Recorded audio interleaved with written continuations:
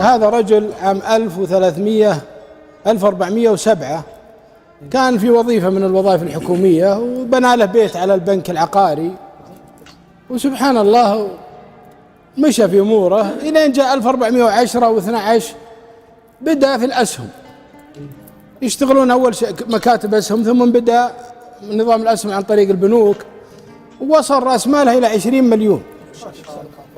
وكان البنك يعطيك تسهيلات على المبالغ اللي عندك، مثلا 20 يعطونا 20 على أساس أنه، فالرجل يعني ما شاء الله تبارك الله وصل إلى حد ثراء كبير.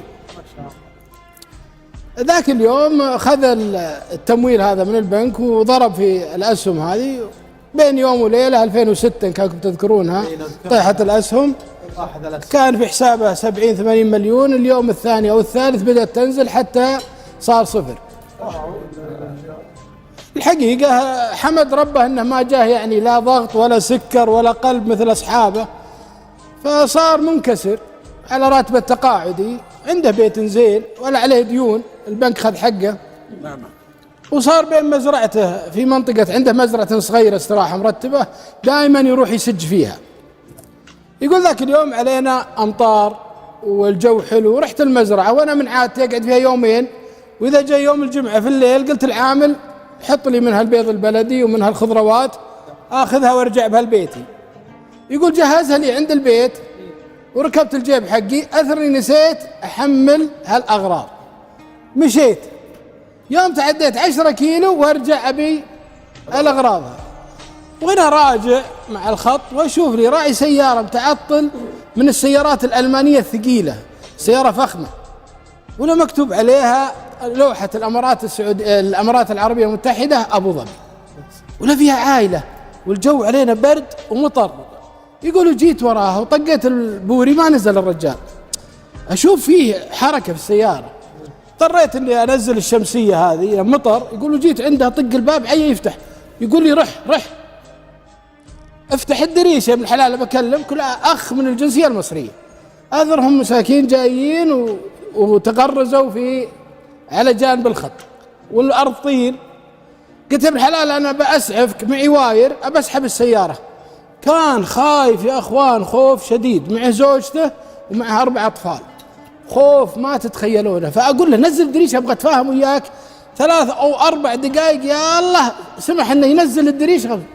يا ابن الحلال بساعدك لا تخاف، أنت في ديرة أمان، في ديرة رجال، وبنوقف معك، وش تبي بس ساعدني بس حتى نربط الواير. يقول عي ينزل، قمت أنا ربطت الواير ودرى إني بسحبه. يوم سحبت شوي وطلع الموتر أثر العكس الوراني منكسر، السيارة ما هي بدعوة تغريزة، يوم نزل انكسر العكس الوراني.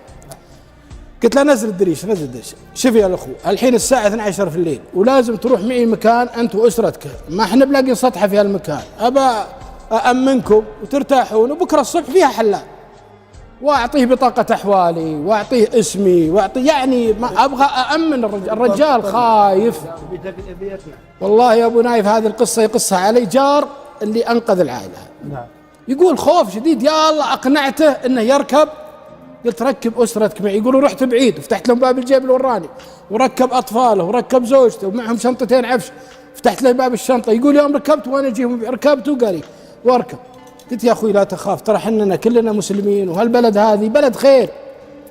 يقول كلامه بسيط ولكن رجل راقي ما هو أي كلام يعني، ولا تعود إنه في الصحراء يضيع، لا وشايل هم.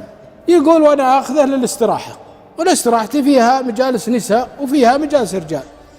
دخلت به مجالس النساء ودخلت داخل، قلت هذا مفتاح باب المجلس الرئيسي قفلوا عليك. يا سلام. دخلت شناطه معه ورحت اقرب مالي المجمع واشتري له عشاء مشويات ومن رزق ربي واجيبه، جايعين شكلهم. يقول اعطيه اياه، يقول اطمئن شوي. انا رحت ورقدت في مجلس الرجال، يوم قام الفجر قمت وصليت وقعدت احتريه ما قام. دقيت على خوي اللي راعي سطحه يعرف راعي سطحه، قلت تعال. جاء قلت شيل هالورشة وده ورشة من هالورش وصلحها وجبها لي. ودوه الورشة، دقوا عليه، الرجال نايم هو اسرته، دقوا عليه قالوا هذه يحتاج قطعة غيار لازم نجيبها من الرياض ويمكن ما نلقاها، احتمال تاخذ لها 3 أيام. طقيت الرجال على الباب قام وجاني ولا انا مجهز الفطور، عطاه عياله وجاي يفطر معي. والسيارة قد راحت ولا؟ السيارة راحت شلتها. يقول ما وش عندك أنت؟ قال والله أنا مهندس محلل مالي في أحد البنوك وباخذ عمرة، هالجو الحلو شفنا، قلنا بنروح ناخذ عمرة، نروح المدينة المنورة ونطلع من هناك على مكة وناخذ 4 أيام نرجع.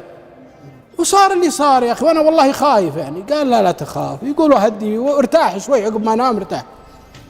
يقول وأكلم رفيق زلي، قلت له فلان، قال نعم، قلت فاضي، قال فاضي، الجمس معك؟ قال قلت تعال، ويجيني بجمسه.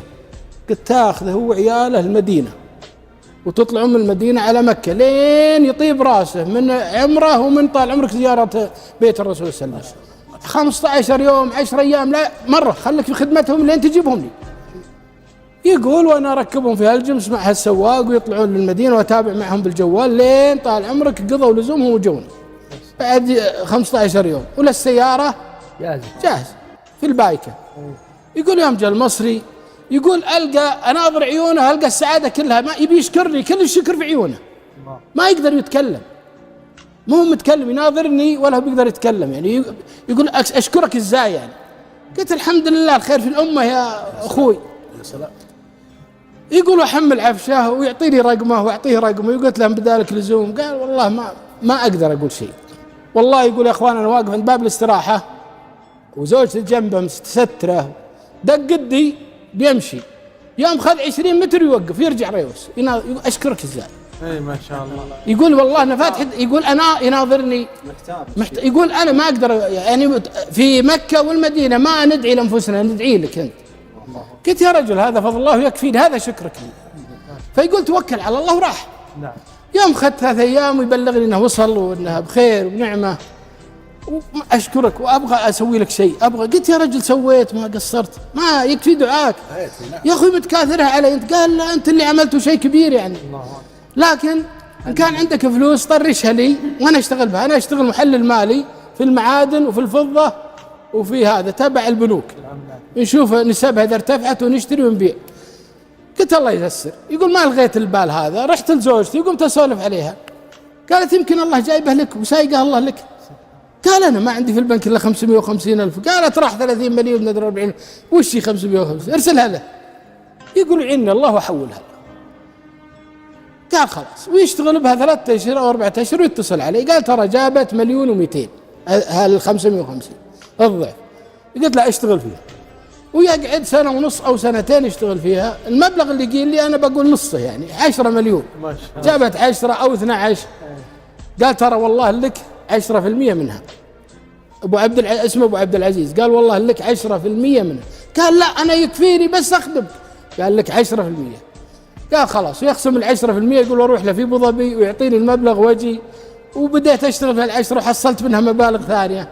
المصري صفى وراح المصر، شرى له عميرة وحط لي شقة فيها. يا سلام. إيه، وبنى لي مصلى، هم عندهم مساجد زاوية، العمارة بنى فيها زاوية وكتبها مسجد أبو عبد العزيز من السعودية. ما شاء الله.